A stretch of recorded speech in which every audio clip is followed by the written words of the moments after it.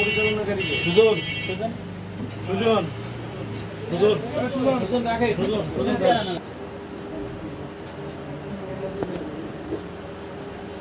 নাগরিক সংস্থা এটা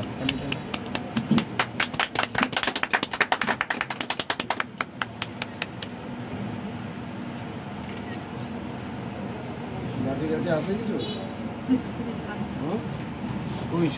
সাংবাদিক ভাইদের একদম যদি উদ্বোধন হয়েছে, আমরা দেখেছি অনেক উপজেলা এই কেন্দ্রটি আসলে উদ্বোধন করা হয়েছে। মূলত আসলে লক্ষ্য কি সরকারের বা আপনাদের?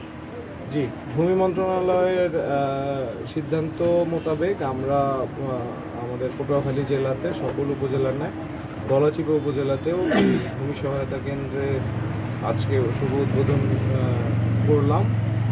এটির প্রত্যাশার জায়গাটি হচ্ছে যে কোনো ভূমি সেবা গ্রহীতা তার কাঙ্ক্ষিত সেবাটি একটি নির্ধারিত ফির বিনিময়ে, যেই ফিটি আমাদের এই ভূমি সেবা সহায়তা কেন্দ্র পরিচালনাকারী তিনি প্রকাশ্য জায়গায় অন্যান্য দোকান বা অন্যান্য সার্ভিস সেন্টারের মতো টাঙিয়ে রাখবেন।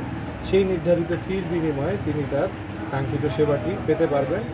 এবং এই যে আমরা জানি যে ভূমি সেবা পেতে মানুষের বিভিন্ন জায়গায় ভোগান্তি, কোথায় যেতে হবে এটি না জানার কারণে বা বিভিন্ন ধরনের মধ্যস্বত্বভোগীদের দৌরাত্ম্যের কারণে তারা যে ধরনের হয়রানির শিকার হন, সেই হয়রানি লাঘবে এটি সরকারেরই উদ্যোগ এবং সরকারের ভূমি মন্ত্রণালয়, প্রধানমন্ত্রী বাংলাদেশ সরকারের ভূমি মন্ত্রণালয়ের এই উদ্যোগ সারা দেশব্যাপী বাস্তবায়িত হচ্ছে।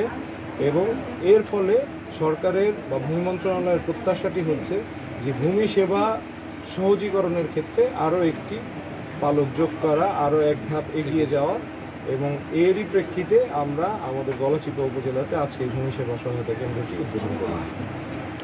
কী ধরনের সেবা দেওয়া হবে এখানে?